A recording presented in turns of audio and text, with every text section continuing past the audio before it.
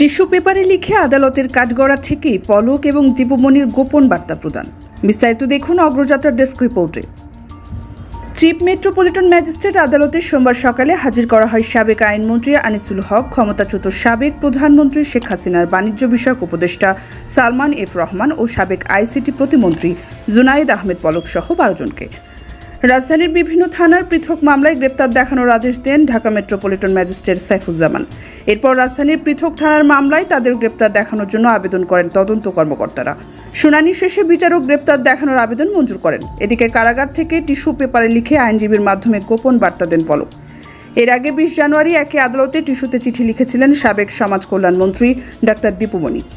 দেখা যায় দীপুমণির বাঁ হাতে কয়েকটি টিস্যু পেপার আর ডান হাতে কলম। দীপুমণি টিস্যুর ওপর কিছু লিখতে শুরু করেন। প্রায় 5 মিনিট ধরে টিস্যু পেপারের ওপর চিঠি লেখেন দীপুমণি। কাঠগড়ার সামনে দাঁড়িয়ে থাকা এক ব্যক্তির হাতে দীপুমণির চিঠিটি তুলে দেন। এরপর ওই ব্যক্তি নিজের মোবাইল ফোনে চিঠির ছবি তোলেন। তিনি টিস্যু পেপার তার বাঁ হাতে ভাঁজ করে রাখেন। চিঠির ছবি তোলার বিষয়টি তিনি আকারে ইঙ্গিতে দীপুমণিকে জানান। আদালতে দেখা যায় দীপুমণির জনক ব্যক্তির হাতে চিঠি হস্তান্তরের পর তিনি জুনায়েদ আহমেদের সঙ্গে কথা বলেন। সালমান এফ রহমানের সঙ্গে দীপুমণিকে হাসি মুখে কথা বলতে দেখা যায়। কাঠগড়ায় দাঁড়িয়ে চিঠি লেখার বিষয়ে ঢাকা মহানগর দায়রা জজ আদালতের প্রধান পিপি ওমর ফারুক বলেন, এজলাস কক্ষের যেখানে দাঁড়িয়ে তিনি শুনানি করছিলেন সেখান থেকে কাঠগড়া কিছুটা দূরে।